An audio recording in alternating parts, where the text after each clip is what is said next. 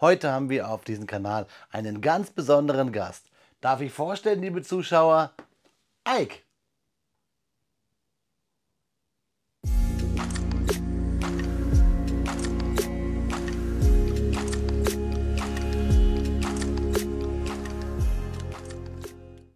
Willkommen in der Noppenklötzchenscheune. Mein Name ist Blockstar und Freunde, ja, wir schauen uns heute Dwight D. Eisenhower als Minifigur an, denn im Kobi-Set 3111. Da finden wir ihn im Dodge WC56 Command Car.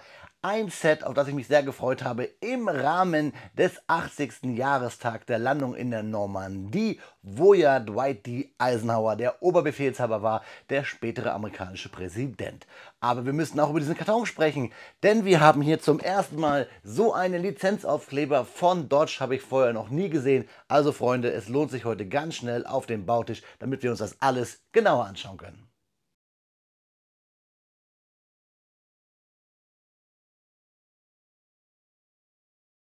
Da haben wir es frisch auf dem Bautisch liegen, unser Dodge WC 46 Command Car, 208 Steine schwer, mit zwei coolen Minifiguren, nämlich mit unseren Ike, Dwight D. Eisenhower und seinen Adjutanten.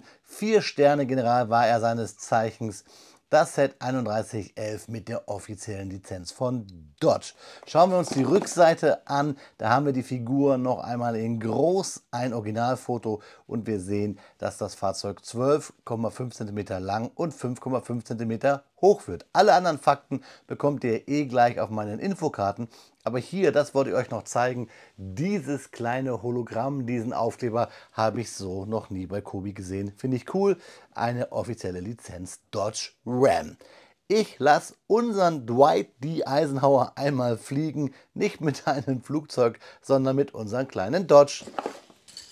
Da liegt unser Dodge auf dem Bautisch und wir haben gleich hier die Werbung auf der Rückseite der Anleitung für euch parat.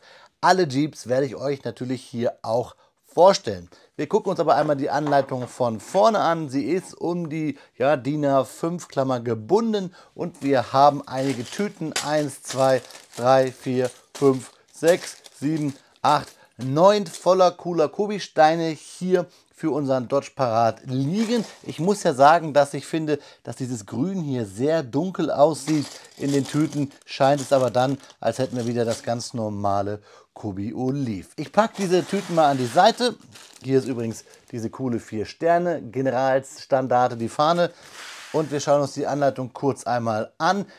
Altersempfehlung ab 6 Jahren, bei so einem kleinen Jeep wahrscheinlich auch gar nicht so weit hergeholt, wobei Jeep ist ja hier nicht richtig, denn wir haben hier eine Dodge-Lizenz.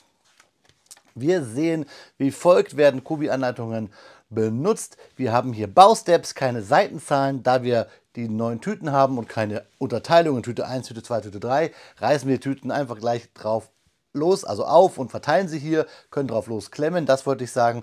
Und der erste Schritt ist immer farblich und dann der jeweils aktuelle, heißt der Schritt davor ist dann ausgegraut. Pfeile weisen uns den Weg. In diesen Rechtecken mit den Klammern sehen wir, welche Steine wir brauchen. Manchmal gibt es kleine Erläuterungen und es gibt oft auch solche Anlegehilfen, da brauchen wir gar nicht zählen. Hier sehen wir eine 1x4 Noppen lange Fliese, eine Flat Tile. Und fertig sind wir dann mit dem Baustep 40, wenn wir hier das ganze Zusatzgedöns an unseren Dodge anbringen. Oh, Dodge, schweres Wort. Und auf den letzten Seiten sehen wir dann immer noch die Teileübersicht und sogar eine kleine Anleitungsübersicht, wie wir die Minifiguren zusammenbauen. Sollte euch ein Teil fehlen, könnt ihr es gleich hier unten monieren. Und irgendwie muss ich bei so einem Dodge immer an Al Bundy denken, deswegen mein kleiner Verhaspler. Freunde, es gibt jetzt keine Fakten zu Al Bundy, sondern zu diesen Herren hier. Ich wünsche euch viel Spaß dabei und mir beim Klemmen.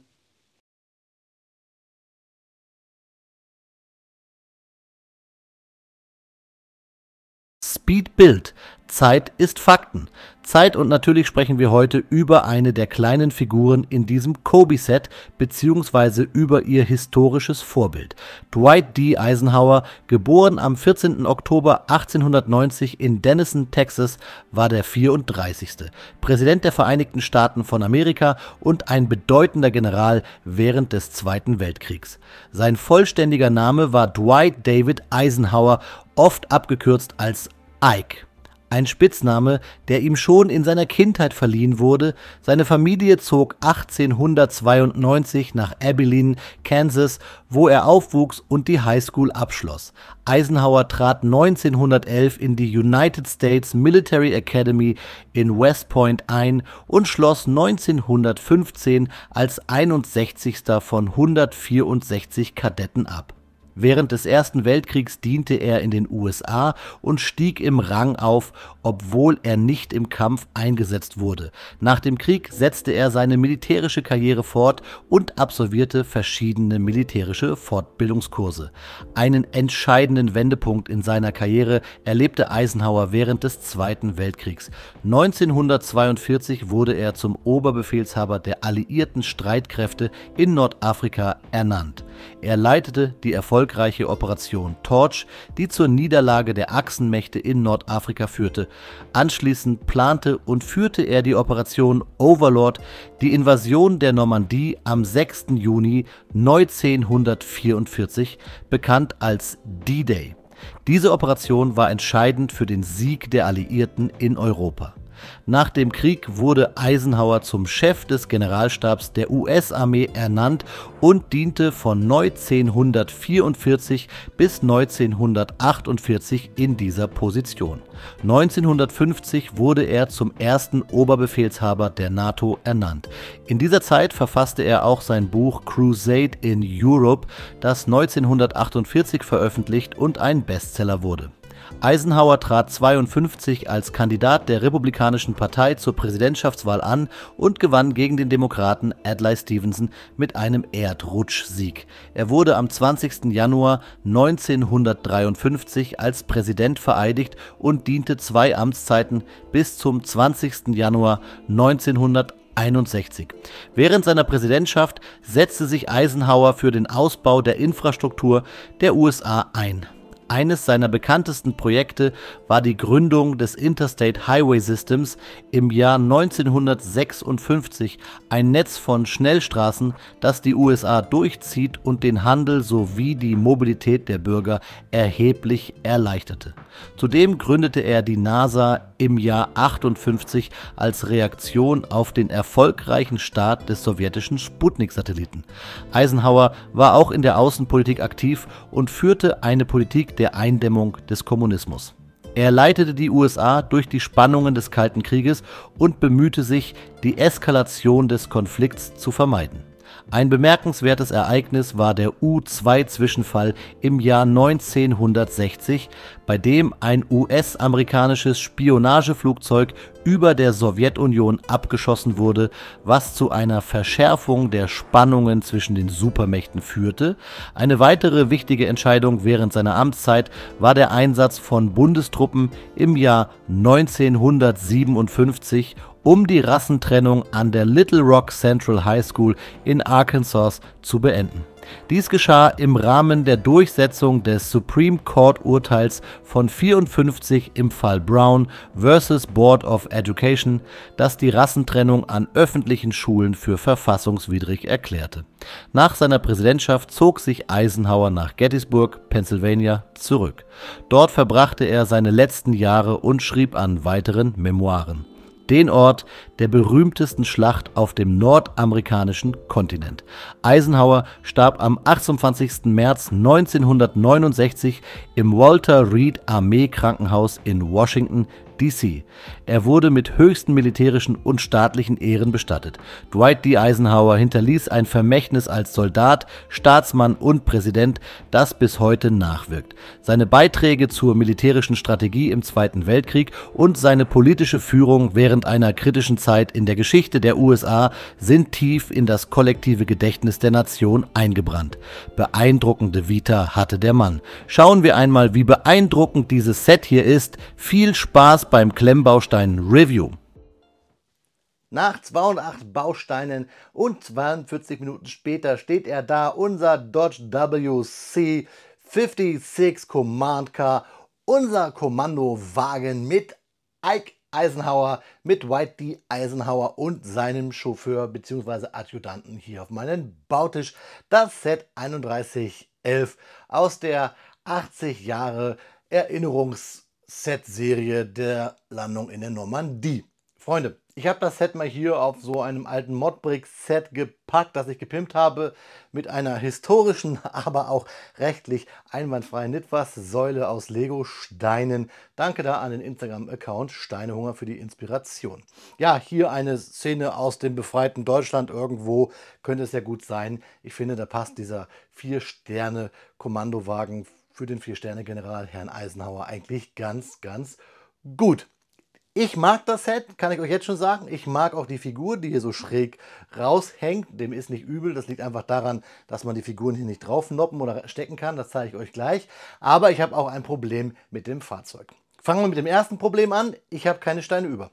Ich habe hier wirklich keine Steine über. Kobi hat da nichts irgendwie für mich übergelassen. Finde ich ein bisschen schade. Und dann kommen wir vielleicht zu dem größten Teil, nämlich das Set hat irgendwie einen kleinen Baufehler oder anders eine Bautechnik, die ich von Kobi so nicht gutheißen kann. Ich finde sie ein bisschen, ja, fragwürdig. Wir packen mal kurz unser Wagen von dem kleinen Diorama hier runter. Ich packe das an die Seite und ich lege die Figuren mal raus und dann zeige ich euch, was ich meine. Sonst ist die Anleitung ziemlich gut, Klammer gebunden, alles ganz easy, habe ich ja gerade schon gesagt, aber ich zeige euch jetzt mal etwas. Und zwar seht ihr hier, dass dieser Stein hier, das sind eigentlich Steine, die wir benutzen für Schalthebel, da sehen wir in den Schwarz, da haben wir in den Grün, auf diesem Slope hier aufliegt, weil wir ihn eigentlich mit einer Perle von der Seite reindrücken sollen in diesen Round Start, den Transclear, und ihr seht auch, der ist nicht richtig drinne,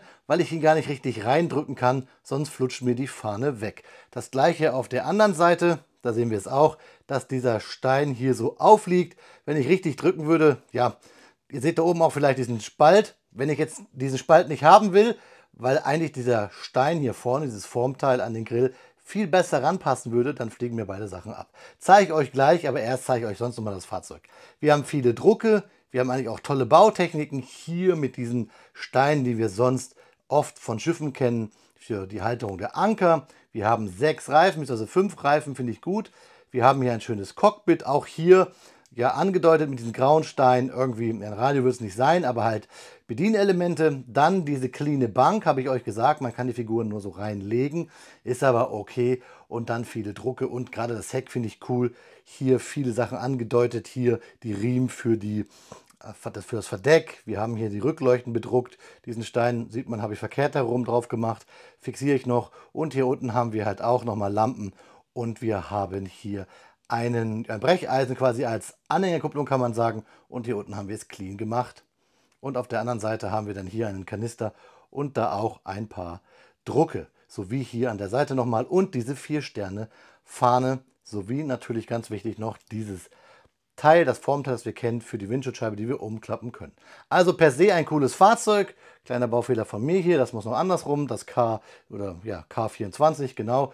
Also damit habe ich überhaupt keine Probleme, es hat Spaß gemacht, nur diese Bautechnik finde ich blöd. Ihr seht auch hier, es gibt einen ganz schönen Spaltmaß. Also Tesla-Resk würde ich sagen, gefällt mir nicht. Zeige ich euch aber gleich, wie wir damit quasi einen ersten Kobi Stud-Shooter hinkriegen. Ich hoffe, es funktioniert gleich mein Experiment. Ja, ich zeige euch mal den Adjutanten.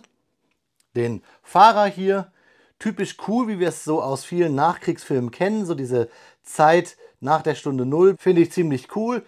Gerade hier diese khakifarbene Uniform und die vielen Drucke, auch die Schuhe, die ja hier so wir als Halbschuhe haben, finde ich gut, sowie dieses Abzeichen hier US und die gekreuzten Säbel. Und auch der Herr guckt nett rein. Finde ich richtig cool. Kennen wir diese Uniform, wie gesagt, aus vielen, vielen Filmen, aus den, ja, die das Zeit nach dem Zweiten oder das Ende des Zweiten Weltkriegs darstellen sollen. Kommen wir aber zum Highlight natürlich, kommen wir zu den Oberbefehlshaber der amerikanischen Streitkräfte und späteren Präsidenten, kommen wir zu Herrn Eisenhower. Schaut freundlich daher, freundlich bis neutral, viele, viele Drucke und Abzeichen, überall seine 4 Sterne, eine Aktentasche, die gehört natürlich dazu, eine schön bedruckte Mütze und die Rückseite haben wir nicht bedruckt, aber wir haben hier schön das Zeichen auf der Schulter. Ich glaube, das ist für das Supreme Command der alliierten Streitkräfte. Wer es besser weiß, darf es mir mal gerne unten in die Kommentare schreiben. Also alleine für die Figur und für Minifiguren-Sammler lohnt sich dieses Set total. Wir haben einen coolen Dodge und wir haben 2 tolle Minifiguren. Bis auf diese eine Geschichte mit dem Kotflügel bzw. mit dem Kühlergrill. Und ich zeige es jetzt nochmal. Da kommt gleich der Bauschritt. Dupdidup. Ich blätter es euch nochmal her. Da kommt er. Der Bauschritt 39 ist der Schande. Nein, möchte ich so nicht sagen, aber ihr seht es hier, dass wir hier schön mit einer Bügelperle bzw. mit den Glassteinen arbeiten, die wir hier so reindrücken sollen. Also diese Glasabdeckungen von Scheinwerfern, die drücken wir hier in den Stud rein, damit wir ihn wahrscheinlich etwas weiten, damit er gut halten kann. Und dann haben wir diesen Hebelstein, der hier ja auch einen Hebel bekommt für die Flagge dann, für die Standarte, um genau zu sein. Also alles cool, soweit eigentlich. Außer dass Kobi uns nicht sagt, wie weit vielleicht dieser Glasdeckel reingedrückt werden soll. Vielleicht liegt es auch daran, das sehen wir halt nicht. Aber jetzt zeige ich es euch, wenn ich hier diesen Spalt nicht haben möchte, geht es nicht, weil wir hier immer diesen Stein auf diesen Kotflügel aufliegen haben. Das will ich mal kurz gucken. Ihr seht es auch hier, dass da unten er weiter draußen ist als da oben. Wenn ich es hier weiter reindrucken möchte, dann fällt der gleich nämlich ab. Und ich hatte es die Tage auch, dass er mir richtig weggeschossen ist. Da habe ich schon einen Gag gemacht, dass ich hier Kobis ersten Stud-Shooter habe. Aber jetzt funktioniert es natürlich nicht. Es ist ärgerlich. Ich finde es schade, weil wir haben hier eigentlich ein cooles Formteil mit einer relativ guten Bautechnik. Und ihr seht es auch jetzt hier, wenn ich festdrücke, so, es geht eigentlich weiter rein, so gehört es eigentlich. Also gerade, da seht ihr es auch. Und wenn ich es jetzt gleich wieder festdrücke, dann, hier sind die Noppen hier vorne, dann geht es gleich wieder schräg. Beziehungsweise kommt jetzt gleich wieder hier der Spalt. Also keine schöne Bautechnik, dass man hier damit arbeitet, einen Stein nur schräg mit der Hälfte des Studs mit der Aufnahme festzudrücken. Naja, ich bin froh, dass nicht abfliegt, ganz ehrlich. Das wäre ein makabrer Gag gewesen. Die Tage, müsst ihr mir glauben, hat es richtig gut funktioniert. Vielleicht ist es auch schon etwas ausgeleiert. Wie gesagt, hier. Ich komme aus der Automobilindustrie, Freunde, und solche Spaltmaße werden bei manchen nach einer Lackierung oder Instandsetzung, ja, würde keiner abnehmen. Egal. Es ist ein Fahrzeug aus dem Zweiten Weltkrieg, wollen wir nicht meckern. Oder nach dem Zweiten Weltkrieg, wie auch immer. Freunde, ihr bekommt jetzt nochmal Detailbilder und dann schauen wir uns zum Abschluss noch einmal in die Augen. Ja, Freunde, wie versprochen bekommt ihr Detailbilder hier rangezoomt in der 360-Grad-Bewegtbildform. Und wenn wir hier einen Dodge sehen, lass noch mal ein bisschen über Dodge reden, denn diese Fakten fehlten so ein bisschen. Dodge ist wie bekannt eine amerikanische Automarke, die 1900 von den Brüdern John und Horace Dodge gegründet wurde. Ursprünglich stellte das Unternehmen Fahrräder und Autoteile her, bevor es 1914 mit der Produktion eigener Fahrzeuge begann. Dodge erlangte schnell Bekanntheit für seine robusten und leistungsstarken Autos und Lkw. Ein bedeutender Meilenstein war 1928, als Dodge von der Chrysler Corporation übernommen wurde. In den folgenden Jahrzehnten setzte Dodge auf Innovation und brachte ikonische Modelle wie den Dodge Charger und Dodge Challenger auf den Markt. Besonders bekannt ist die Marke für ihre leistungsstarken Muscle Cars und Pickup Trucks. Dodge ist auch im Motorsport erfolgreich, insbesondere in der NASCAR-Serie. Heute ist die Marke ein Teil von Stellantis, einem multinationalen Automobilhersteller, der 2021 aus der Fusion von Fiat, Chrysler Automobiles und PSA entstanden ist. Dodge bleibt eine beliebte Marke für Enthusiasten von leistungsstarken Fahrzeugen.